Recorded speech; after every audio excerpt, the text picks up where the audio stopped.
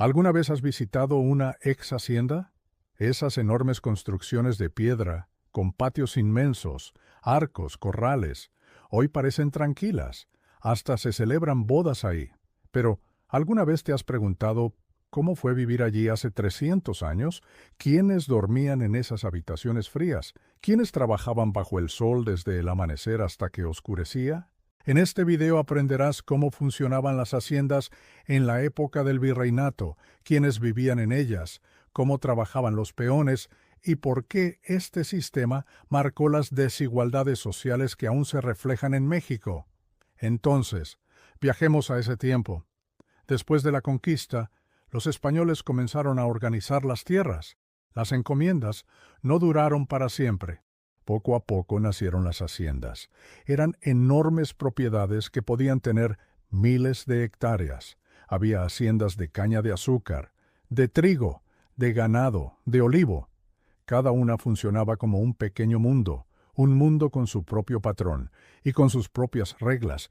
Los hacendados no solo eran dueños de la tierra, eran también jueces, capataces y autoridades.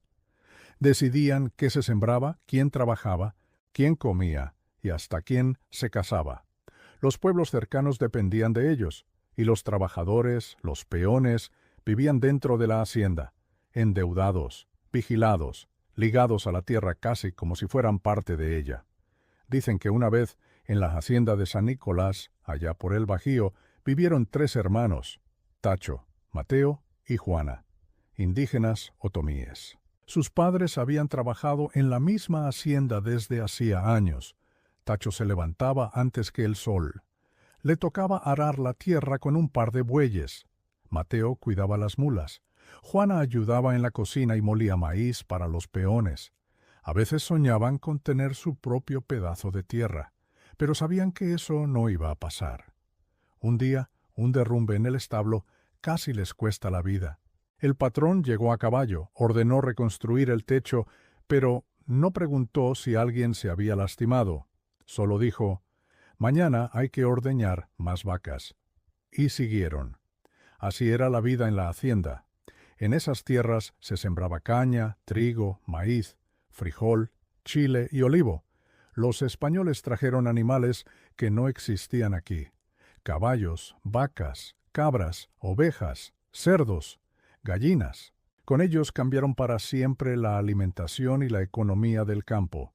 Pero también trajeron un problema. La mano de obra no alcanzaba. Muchos indígenas habían muerto por enfermedades y trabajos forzados. Así comenzó la traída de esclavos africanos.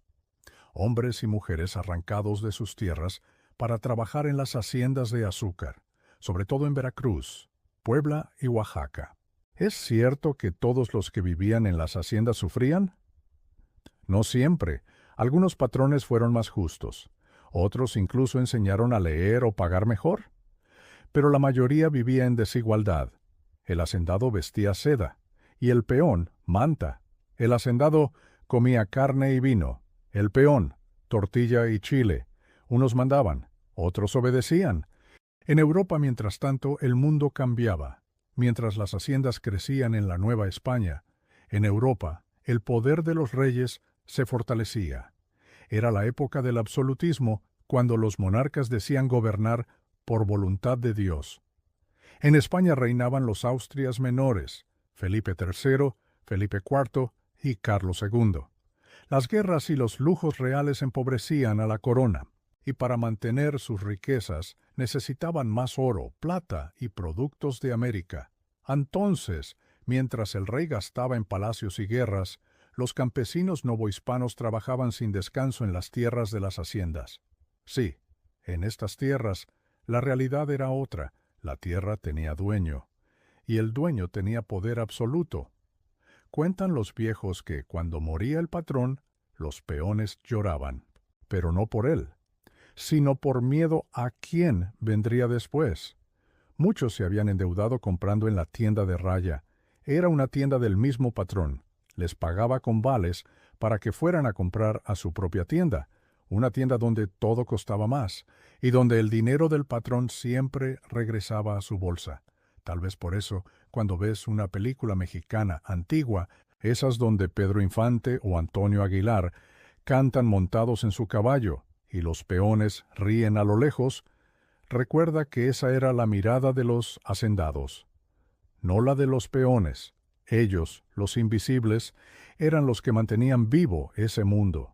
Las haciendas marcaron el corazón de México. De ellas nacieron pueblos, tradiciones y hasta la charrería. Esa mezcla de orgullo, destreza y herencia del trabajo en el campo, pero también dejaron una huella profunda de desigualdad. ¿Sabías que muchas fiestas patronales se celebran todavía en los antiguos patios de esas haciendas?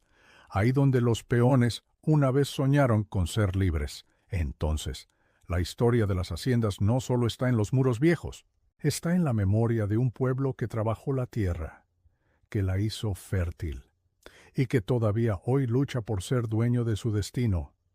Guarda este video y responde en tu cuaderno las siguientes preguntas. ¿Qué eran las haciendas y cómo surgieron después de la conquista?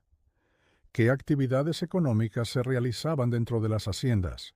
¿Qué papel tenían los hacendados en la vida de los peones y de los pueblos cercanos? ¿Por qué fue necesario traer esclavos africanos a la Nueva España? ¿Qué diferencias sociales se pueden observar entre los hacendados y los peones?